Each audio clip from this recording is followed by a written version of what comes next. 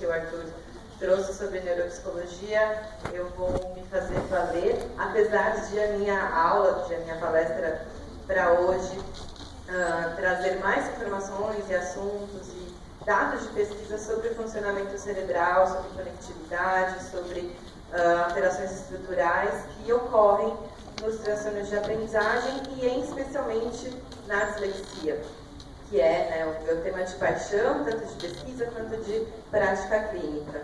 Então, tentei integrar, na verdade, um pouco dessas dimensões. Eu acho que eu não vou falar tanto de neuropsicologia, vou falar mais de neurociências, inclusive. Bom, pessoal, antes de trazer dados de pesquisa e de estudos, de perfil cognitivo, eu gostaria também de trazer um vídeo para sensibilizá-los um pouco ao tema. Não sei quantos de vocês se interessam no desenvolvimento infantil, na aprendizagem, na atuação do psicólogo no contexto escolar, da educação. E é muito importante que a gente tenha um olhar aberto, receptivo às diversidades, em todos os contextos, mas a diversidade na aprendizagem ela é fundamental para que a gente possa garantir um direito chamado educação. Num país como o Brasil, em que o analfabetismo funcional é gritante, em que a gente observa muitas lacunas no modo como as nossas crianças são ensinadas, é muito relevante discutir esse assunto, porque alguns alunos não aprendem. Na verdade, essa chamada aqui, é de um programa do qual eu faço parte. Então, parte das minhas atividades agora envolvem estar numa organização de terceiro setor que se chama Instituto ABCD e que discute justamente o conceito de aprendizagem pela perspectiva da neurodiversidade. Vou só fazer um parênteses sobre a neurodiversidade, não sei o quanto os colegas estão ouvindo falar, até para TDAH, isso tem sido bem colocado. Nós, todos os seres humanos, temos perfis cognitivos de aprendizagem distintos, mas até que ponto nós temos patologias ou nós temos estilos de aprendizagem diferenciados uns dos outros. Então, por alguns milênios ou séculos, a depender de como a gente observa a história da humanidade, ler e escrever não eram habilidades fundamentais. O nosso cérebro ele não foi evolutivamente preparado e desenhado para que a gente fosse alfabetizado.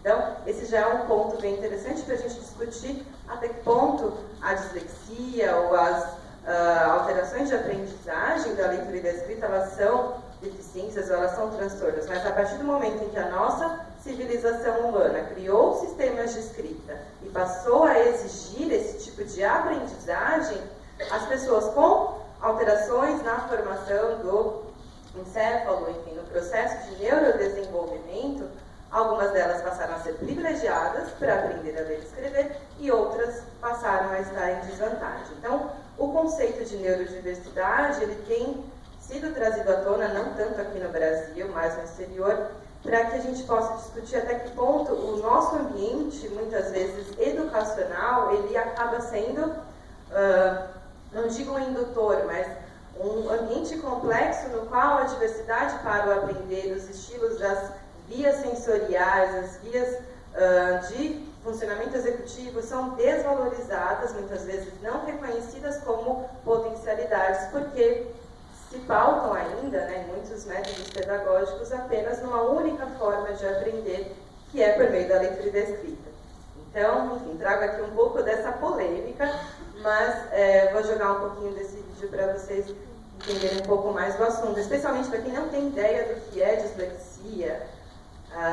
Então a gente vai, nessa minha fala toda, eu trago os transtornos de aprendizagem como pano de fundo, mas vou trazer a ênfase para a dislexia, que é um desses transtornos, ok?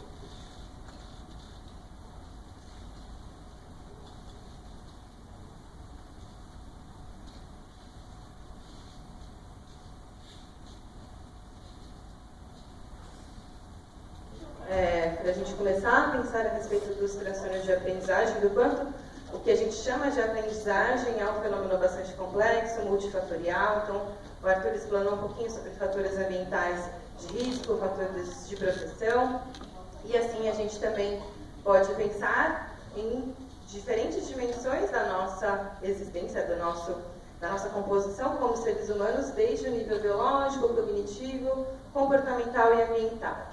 Então, Quando a gente fala na dislexia, que é o distúrbio de aprendizagem da leitura e da escrita, nós estamos essencialmente nos referindo a um quadro de origem neurobiológica que tem marcadores genéticos já bastante descritos e que vão, então, comprometer ou tornar diferenciados os desenvolvimentos de sistemas sensoriais da visão, da audição, que, quando integrados, são necessários para que a gente possa aprender a ler e escrever.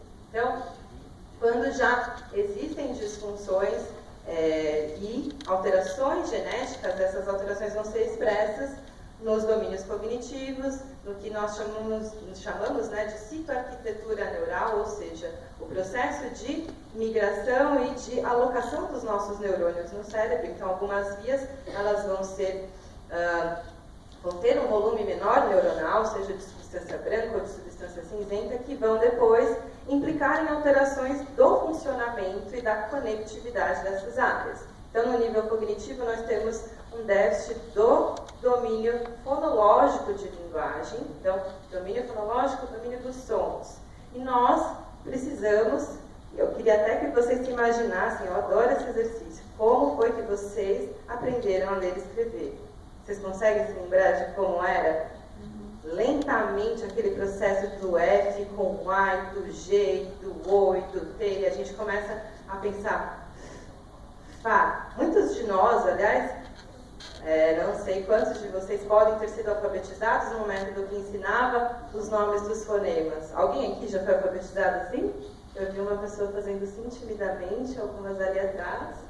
Muito bem, são métodos muito indicados para o disléxico, porque ele justamente tem um déficit fonológico na percepção e na produção desses fonemas quando eles são integrados a um código escrito. Então, em algum momento, alguém quis definir que aquela forma que tem um tracinho para cima e dois tem o som de um fonema que é... E a gente precisa aprender a mapear quais são esses símbolos visuais, quais são as representações fonológicas, para que a gente possa depois fazer o que a gente chama de decodificação. Então, transformar esse monte de material aqui visual em informação fonológica, em informação semântica, que eu vou agregar com as minhas experiências de aprendizagem da minha memória de longo prazo, quando eu vou ler um texto de psicologia e quando eu vou, enfim, aprender, me apropriar do conhecimento escrito. E diversos outros prejuízos comportamentais. Então, comportamentais expressos em habilidades que as escolas ensinam e exigem, né? Tem como pré-requisitos para que uma criança possa ser alfabetizada. Então, nós temos a nomeação automática rápida, por exemplo. Então, o quanto e o como a criança consegue, dentro de um tempo esperado, dentro de uma velocidade adequada para a sua faixa de idade, nomear e acessar representações semânticas. Um dos déficits que a gente observa nos disléxicos é não conseguir memorizar os nomes das letras, os sons das letras. Isso a gente nota como um desses sintomas, né, desses déficits de nomeação automática rápida. A memória de trabalho e a memória de curto prazo também bastante prejudicadas. O que nós chamamos de consciência dos sons, então, essa habilidade que desde precocemente, desde antes da criança começar a ser alfabetizada, a gente já estimula de modo intuitivo, ou às vezes até de modo explícito. Então, quando eu digo o sapo não lava o pé, não lava porque não quer, por que nós enfatizamos os sons finais das palavras? Porque esse conhecimento sobre quais são os fonemas, quais são os sons da nossa linguagem falada, depois vão ser muito importantes para que a gente possa representar esses sons na linguagem escrita e depois ganhar compreensão. Bom, e em relação a fatores ambientais, né, quando eu citei esse triste dado, e todo ano, todo semestre praticamente, a gente vê um estudo, uma pesquisa dizendo que o Brasil está lá nas últimas posições, que está atrás de países muito, né, com IDH, enfim, com PIB muito menor que o nosso. Existem métodos de ensino que vão, infelizmente, não valorizar todo esse conhecimento da psicologia cognitiva e não vão estimular as habilidades que o cérebro precisa para aprender a ler. E isso já coloca em desvantagem muitas crianças que não são disléxicas, mas coloca especialmente as crianças disléxicas numa desvantagem maior. Né? E, enfim, esse fator ambiental, vai incluir o método de alfabetização ao qual essa criança está exposta. Então, quantos de vocês já viram num parente, num vizinho, numa criança, no filho de um amigo, aquela criança que é copista? Vocês já ouviram falar desse termo? É muito da psicopedagogia, mas aquela criança que copia tudo o que está na lousa. Então, ela tem uma boa memória visual, ela tem um desenvolvimento psicomotor relativamente preservado, mas ela não adquiriu conhecimento fonológico para que ela possa mapear tudo aquilo que ela está escrevendo, que ela está lendo nos outdoors.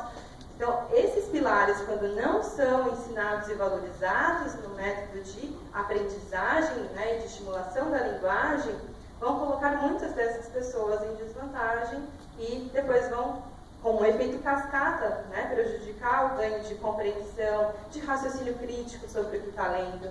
E aí vai ficar tentando ler e não vai entender, né, porque não tem um ambiente que está estimulando essas crianças no método mais adequado.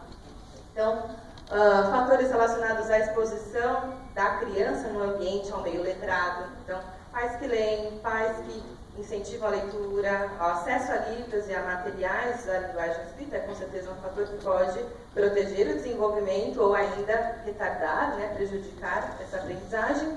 E um fator interessante que eu gosto sempre de citar é o sistema ortográfico de escrita.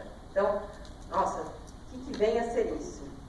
Vocês acham que para a gente aprender a ler em mandarim, a gente usa as mesmas áreas do cérebro que a gente usa para aprender o alfabeto arábico? Que a gente usa?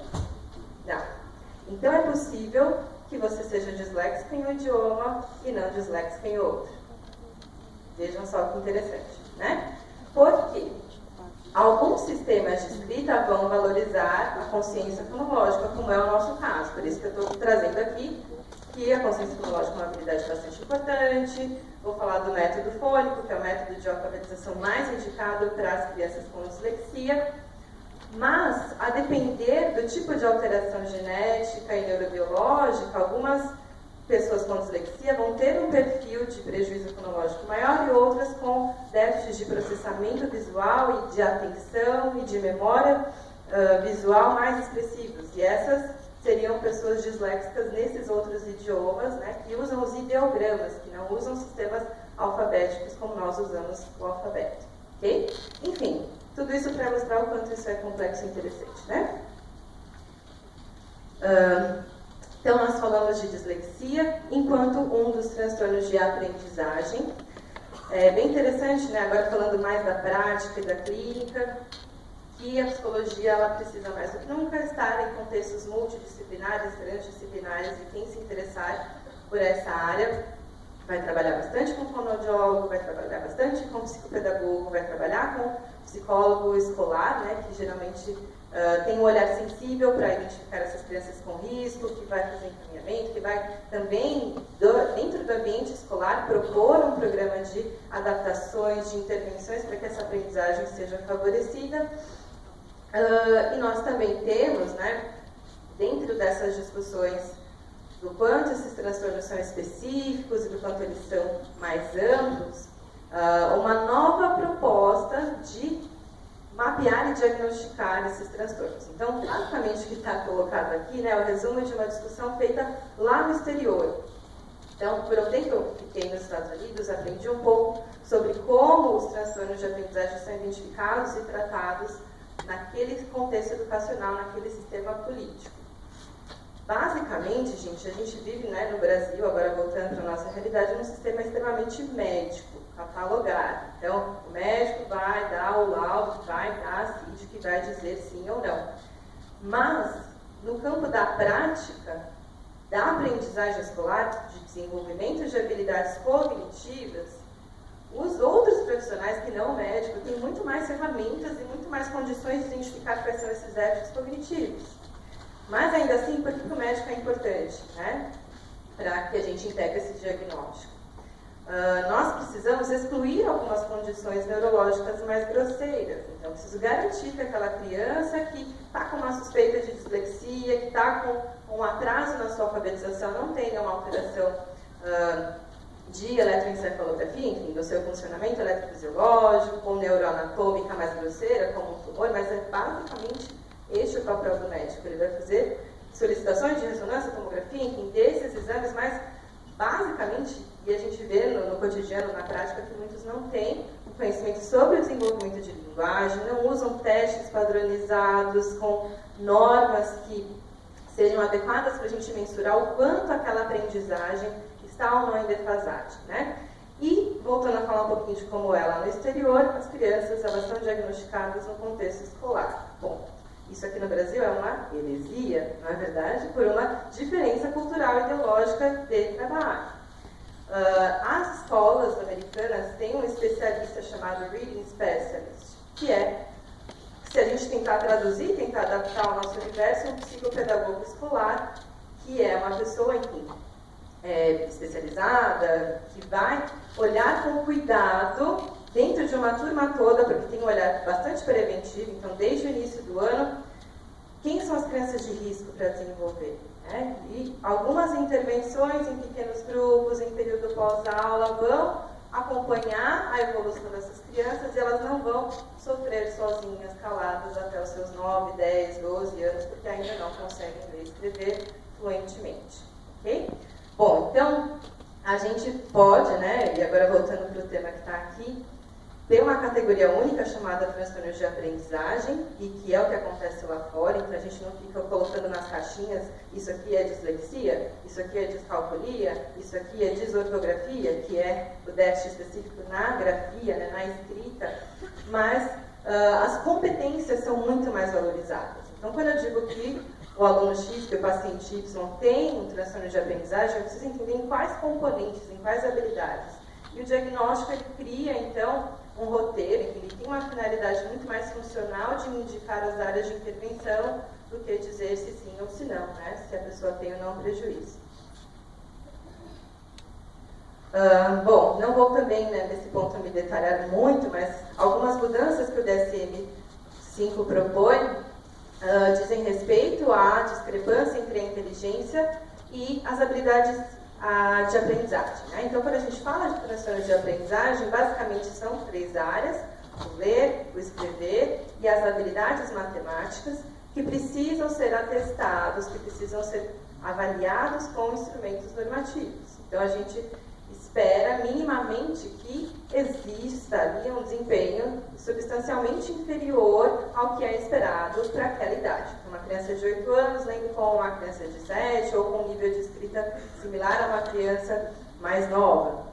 E o QI, que é o que a gente chama de nível de inteligência, precisa estar preservado. Ou seja, quando nós falamos de um transtorno de aprendizagem, nós não estamos nos referindo a um quadro de deficiência intelectual. Okay? Nós precisamos, né, dentro desse processo de diagnóstico por exclusão, que nós chamamos, garantir que essa criança não tenha prejuízos sensoriais, sejam na visão, na audição, prejuízos intelectuais globais, que aí vão impactar a aprendizagem e a funcionalidade dela em várias áreas, e não só nessas habilidades acadêmicas, e também atestar que aquele desempenho na área acadêmica que eu estou avaliando seja substancialmente inferior. Aí, pessoal, né, aqui são grifos do que foi colocado, né, em relação às mudanças para o DSM-5, mesmo já tendo sido lançado há uns 4 anos, né, 2013 lá fora e 2014 aqui, a gente ainda está num momento, né, no Brasil em que a gente não tem muito norte sobre como aplicar o que está aqui, tá? Por que eu estou colocando isso? Porque o DSM trouxe uma revolução, ou uma mudança de paradigma muito bacana, quando ele inclui como um dos critérios para diagnóstico de um transtorno a persistência das dificuldades. Então, vou tentar desacelerar um pouco o processo, porque eu quero que vocês voltem a imaginar uma criança que está ali no F com a Fá, no T com o TO, e os outros coleguinhas dela já avançaram para outras etapas. Então, isso pode ser transitório, não é verdade? Quantas crianças têm ritmos diferentes de aprendizagem? Nenhum de nós podemos ser levianos e dizer, é disléxico porque, puxa, nessa prova que tirou 4, né? Tem pais que fazem isso, tem escolas que fazem isso, que já criam rótulos, né? Já distribuem diagnósticos sem cuidado. Então, considerando os fatores ambientais, que são às vezes, fatores de risco para uma aprendizagem adequada, nós precisamos implantar um sistema que é chamado nos Estados Unidos de RTI, que é Response to Intervention, a resposta à intervenção, no qual todas as crianças em sala de aula já recebem treino cognitivo, estimulação de habilidades básicas, para que elas não apresentem dificuldades de aprendizagem tão significativas. Então, vocês percebem a mudança de paradigma, em que o médico, detentor do saber, quando a criança já tinha lá anos de fracasso, de falha, de autoestima rebaixada, de desmotivação para aprender, querendo rasgar o caderno, causando terror na escola, porque não estava sendo atendida, porque não estava sendo vista e não estava sendo estimulada da melhor forma. Então, esse programa, né, esse modo de pensar, que entra ali no último grifo, né, o lack of education opportunity, então, essa falta de alguma oportunidade educacional por conta de um ensino defasado. E isso exige aqui no nosso país, né, não só uma mudança no papel e na visão do que o psicólogo faz, mas da pedagogia, dos programas de ensino para essas crianças, para que elas possam se alfabetizar de uma maneira, enfim, mais bem sucedida. Né? Então, alguns países já questionaram, já modificaram seus métodos de ensino com base em pesquisa, com base em evidências do que funciona mais e do que funciona menos. E quando a gente traz essa história, né, eu não vou trazer para cá porque o foco acaba sendo a dislexia, a gente não está falando só de países de primeiro mundo, né, porque é fácil dizer, a Inglaterra fez, os Estados Unidos fez, a França fez, mas China, Índia são países, né, mais similares aos nossos que já fizeram esse questionamento sobre como eu ensino as minhas crianças a ler e escrever e como elas podem ser melhor ensinadas, né? O que não é ainda tanto o nosso caso. Bom, tempo voa, né? Aqui são os marcadores em relação ao que a gente está chamando de transtorno de aprendizagem. Então, são 3 tipos, né? Com prejuízo em leitura, nós precisamos de 3 domínios prejudicados, né? Com déficit substancialmente abaixo do que é esperado para a idade ou para a faixa de escolaridade. Isso para quem gosta de neuropsi, para quem quer ser neuropsicólogo, dá pano para manga, porque a gente precisa ter instrumentos que avaliem essas habilidades, né? Então, a neuropsicologia ela é uma especialidade relativamente recente, mas em franca expansão, especialmente na área da infância, né, e da aprendizagem. Nós temos hoje em dia muitos instrumentos que avaliam, por exemplo, aquela competência da acurácia da leitura, mas pouquíssimos ainda que avaliam fluência. O que é a fluência da leitura? É a velocidade desse processo. Posso medir a velocidade de palavras por minutos, posso medir a fluência na leitura de sentenças, de textos, para ter medidas, né, mais específicas. Em relação à escrita, nós não estamos aqui neste momento e neste contexto falando sobre déficits motores, de coordenação motora fina. Nós estamos aqui nos referindo ao quanto nós codificamos, ou seja, transformamos os sons da fala em símbolos gráficos. Então, o conhecimento ortográfico, né, que é do inglês, né, traduzindo por spelling, quem aqui nunca ficou na dúvida e não fica na dúvida se é S, 2S, cedilha, SC, e aí, nossa, eu acho que eu estou disléxico, aí você escreve 3, 4 vezes, às vezes acha que acertou e não acertou, enfim. Isso tem muito a ver, né, com a exposição à leitura, por isso que quem lê melhor, escreve melhor, e assim por diante. Além disso, né, na escrita nós temos questões relacionadas a prejuízos na clareza e na organização textual, então déficits de funções executivas, do quanto eu tenho claro ou não a ideia que eu vou transmitir, como eu vou elencar as ideias no meu texto, e conhecimento sobre sinais de pontuação, regras gramaticais também entram.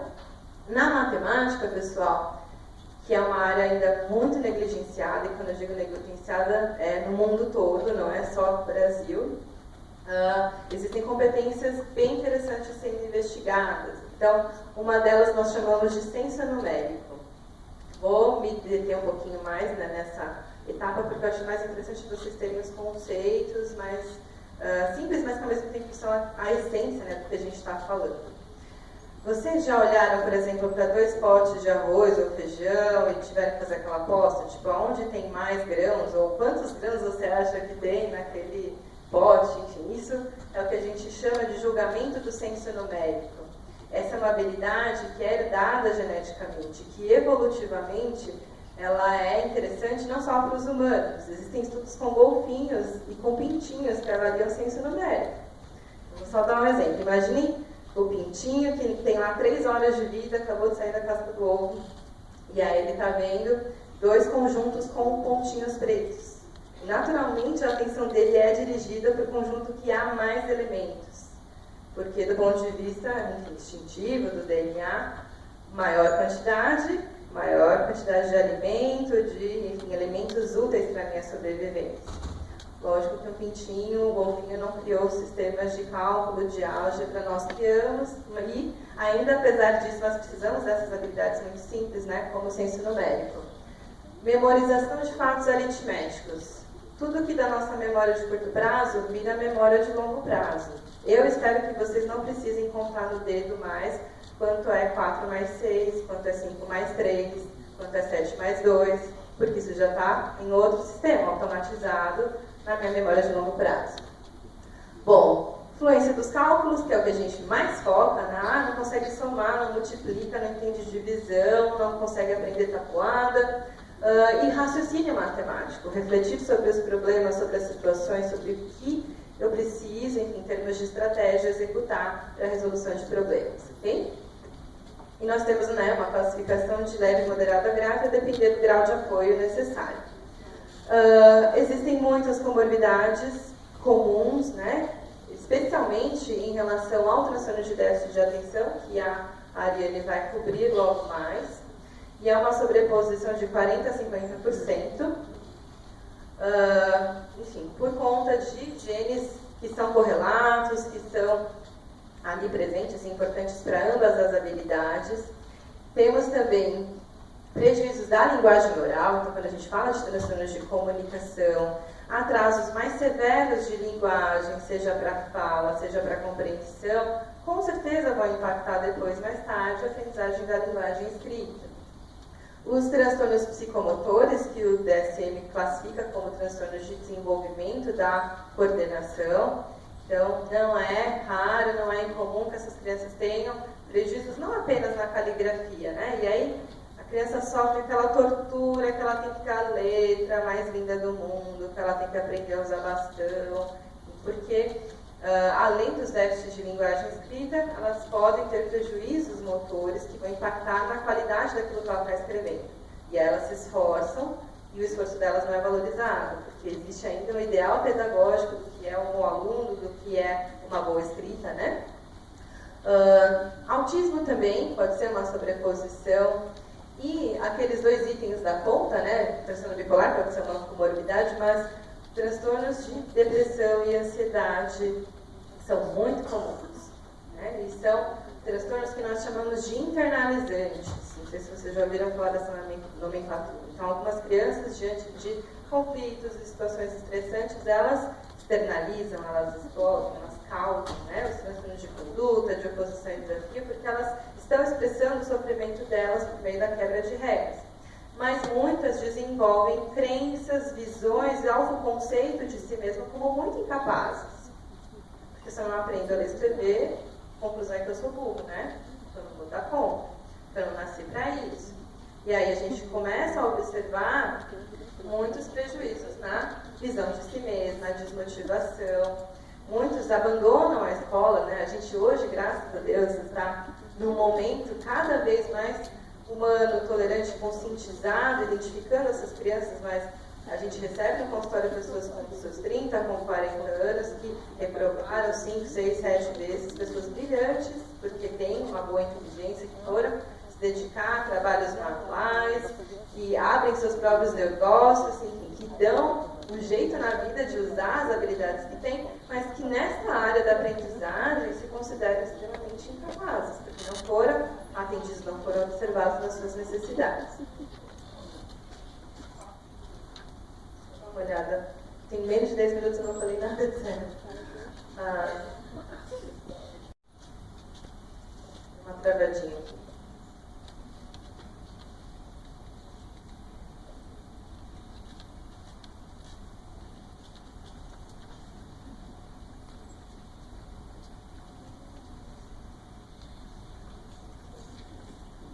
Enquanto ela está ligando aqui novamente, né?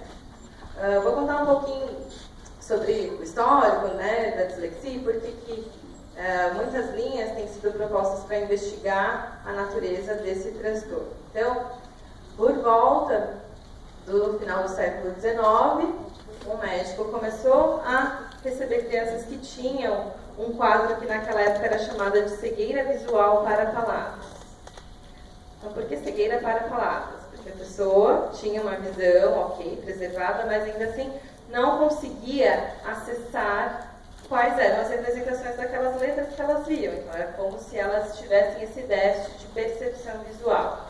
E por muito tempo a dislexia ela foi estudada por essa via. Então, é um problema na percepção visual das letras, elas não veem bem as letras. E, de fato, isso pode estar presente, né? Dentro do desenvolvimento cerebral das pessoas com dislexia, existem más formações em vias sensoriais visuais corticais que levam a essas informações. Existe um filme maravilhoso que eu recomendo sempre para quem eu falo sobre esse tema, que se chama Como Estrelas na Terra. Alguém aqui já viu esse filme? Alguns sim, não é? Quem não viu? Um drama bollywoodiano, indiano, fantástico. Se você gosta de cinema indiano, assista. Se você não conhece, assista também. Porque é cheio de vida, é cheio de intensidade emocional. Então se chama Como Estrelas na Terra. Mas basicamente o que eu quero chamar a atenção, né? O protagonista é um menino com dislexia. Em uma das cenas do filme, as letras todas se embaralham. Os números se embaralham também, porque também são sinais gráficos, né, de sistemas de escrita. E, de fato, muitos têm um sintoma chamado astenostopia, ou seja, eu vejo as letras embaralhando. Quem aqui cansado lendo um texto da faculdade na madrugada nunca sentiu isso, né? Agora imagina você estar desperto, acordado, focado, querendo aprender e não conseguir. Então, isso até diz, né, sobre alguns métodos de intervenção e de adaptação. Alguns disléxicos usam réguas para não se perderem nas linhas. Réguas com espaçamento, então eles não vão pular de uma palavra para outra, porque eles vão ter um campo visual mais estreito, mais enxuto, para que eles consigam realizar a decodificação. Bom, então, voltando à história, né, a questão do déficit de processamento visual foi bastante explorada e de fato é presente, mas houve também uma outra linha que ganhou bastante força, que é a linha do déficit fonológico. Então, ok, alguns apresentam prejuízos de percepção visual, mas muitos não discriminam, não percebem diferenças entre os sons de alguns fonemas. E por isso que nesse processo de tentar adivinhar qual é a letra e tentar fazer essa decodificação, eles vão falhar. Então, não sei se pelo microfone nunca fica tão bom, mas vocês podem experimentar fazer o som das letras. Então, acho que 3, 4 pessoas aqui foram alfabetizadas no método fônico, né? A grande maioria não. Então, mesmo que vocês nunca na vida tenham sido expostos aos fonemas das letras, vocês são capazes de produzir, tá? Todo mundo põe o dedinho aqui na garganta, né, põe a mão. Produzam o som do F.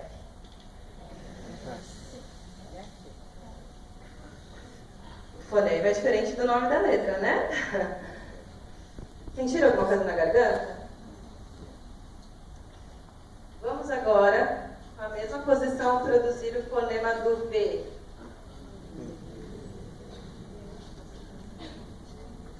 Bem diferente, não é?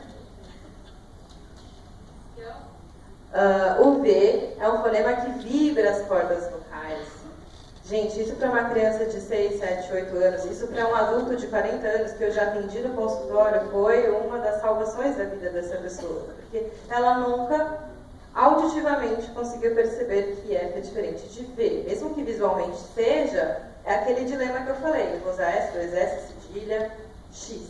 Né? Então, a gente pode, tanto pelas nossas vias, né, sinestésicas, motoras, sensoriais, aprender a produzir esses fonemas e a reconhecer os sons. Ótimo, voltamos.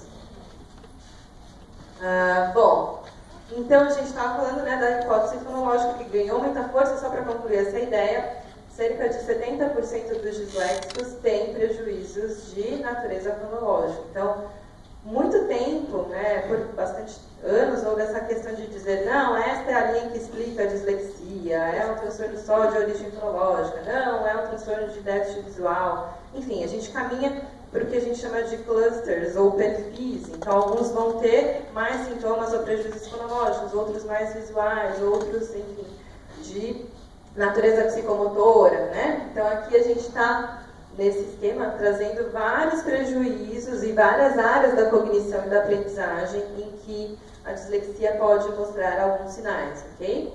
Então, na memória, especialmente de sequências de datas, calendário, dias do mês, que é um processo de aprendizagem que a gente chama de automatização, né, que muitas vezes leva mais tempo. No controle motor, é bem importante a gente dizer nesse ponto, né, porque é muita confusão. Prejuízos motores não são sinônimo de dislexia, mas eu preciso saber se a criança com suspeita de dislexia tem também prejuízos motores. Isso vai me trazer informações sobre necessidade de uma avaliação com psicomotricista, uma intervenção com uma terapeuta ocupacional, por exemplo, né? Dificuldades na leitura e na escrita, que são as mais clássicas que a gente fala. Em habilidades auditivas, então é fundamental no meu processo de diagnóstico, de atuação inter e multidisciplinar, que meu paciente seja avaliado no exame chamado processamento auditivo central. Okay? O que vem a ser isso, por exemplo? Né? A gente tem o processamento periférico, que é avaliado pela audiometria, sou surdo, não sou surdo, mas eu preciso entender se do ponto de vista da integração do sistema nervoso central, aqueles sons são captados, são codificados, são interpretados de forma adequada. Prejuízos de percepção espacial e temporal também são muito presentes, então, muito tempo é pouco tempo, antes é diferente de depois, o quanto a criança se perde no tempo para as suas tarefas e no espaço, né? E na organização da escrita também. Aqui um outro esquema para descalculia, né? A gente talvez não consiga ter tempo para abordar descalculia, mas as mesmas áreas praticamente, né? Com ali alguns adendos em relação aos sinais que o nosso sistema de escrita, enfim, convencionalmente estipula para a gente reconhecer qual é o processo matemático e aritmético que eu vou realizar. Então, confundir os sinais das operações é um problema bastante comum, né? Ok. Bom, então, indo um pouco mais adiante, vou explorar até onde for possível, né? Mas eu já estava citando um pouquinho para vocês, vou até voltar um pouquinho mais para cá, sobre como essa história foi se desenrolando. Então, numa época que não existia neuroimagem, não existia PET scan, não existia tecnologia, o que as pessoas faziam? Elas dissecavam os cérebros pós-mortem. Então, esses foram os primeiros estudos, né? E um dos grandes fisiologistas, né, chamado Galadurda, ele começou a perceber marcadores bem importantes que depois as técnicas foram confirmando. Então, vou voltar alguns passinhos, mas para quem teve neurofisiologia isso é muito óbvio, né? Ou mesmo para quem não foi ainda aluno dessa disciplina, mas tem interesse em cérebro e neurociência, sabe que nós temos um cérebro dominante para a linguagem, não é? Então, o hemisfério é um lado do cérebro. Então, geralmente, os destros têm o hemisfério esquerdo dominante para a linguagem. O que isso quer dizer? Que as funções de linguagem, sejam orais ou sejam escritas, são mais recrutadas, enfim, envolvem mais a ativação e funcionamento dessa área, desse hemisfério cerebral, ok? Isso não significa que a área homóloga, ou seja, que a área similar, né, àquela no hemisfério direito também não tenha seu papel de atividade.